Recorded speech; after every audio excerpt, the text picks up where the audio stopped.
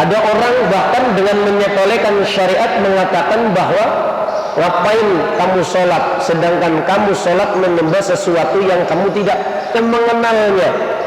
Kalau sampai ada orang bilang tidak mengenalnya, bilang, Pak, saya kenal siapa yang saya sembah.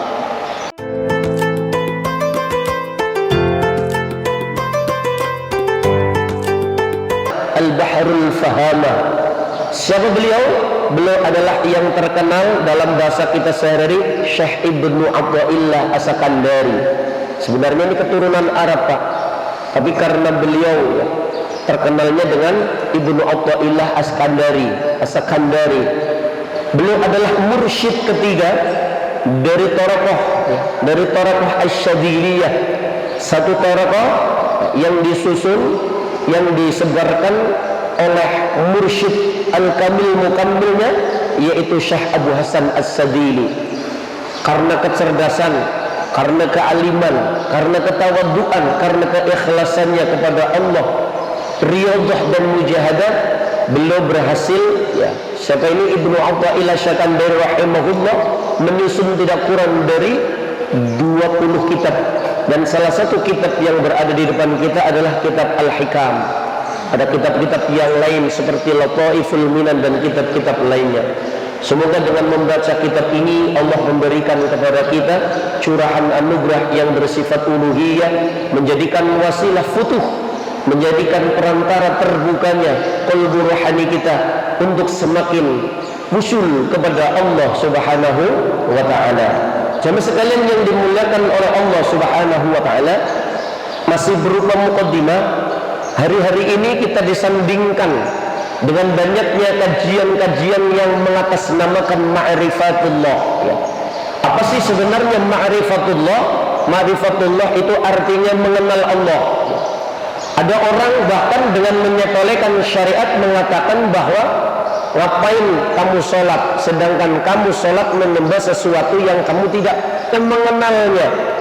Kalau sampai ada orang bilang tidak mengenalnya, bilang, Pak, saya kenal siapa yang saya sembah. Saya ma'rifat terhadap siapa yang saya sembah. Siapa yang disembah?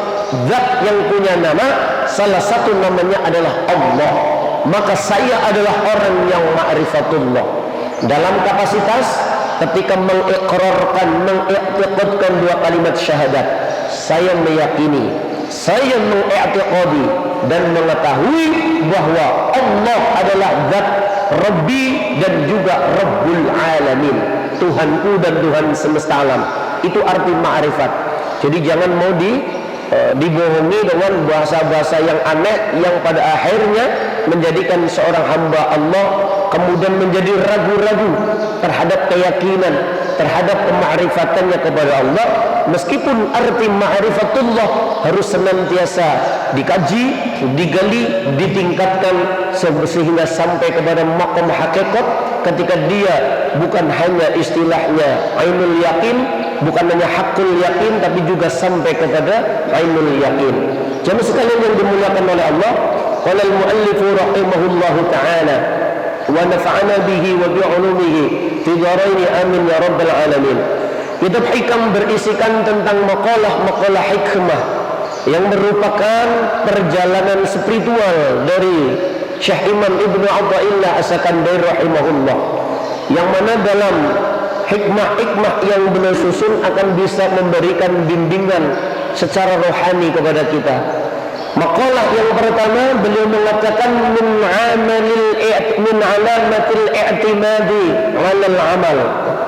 Sebagian daripada tanda-tanda orang bersandar kepada amal, yaitu nuqsanur raja minda wujudiz zalal, yaitu dengan berkurangnya raja, pengharapan kepada Allah ketika orang ini terpeleset melakukan maksiat.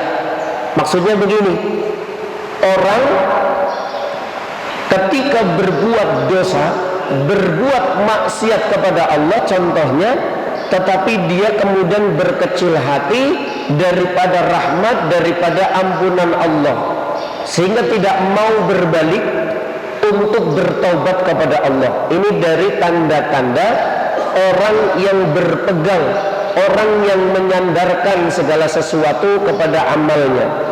Mari kita bahas. Min alamatil i'timadi 'alal amal ay amalil jawarih, sebagian daripada tanda-tanda orang yang berpegang kepada atau orang yang menyandarkan kepada amal, maksudnya amal yang bersifat ragawi, yang bersifat anggota badan, fisik.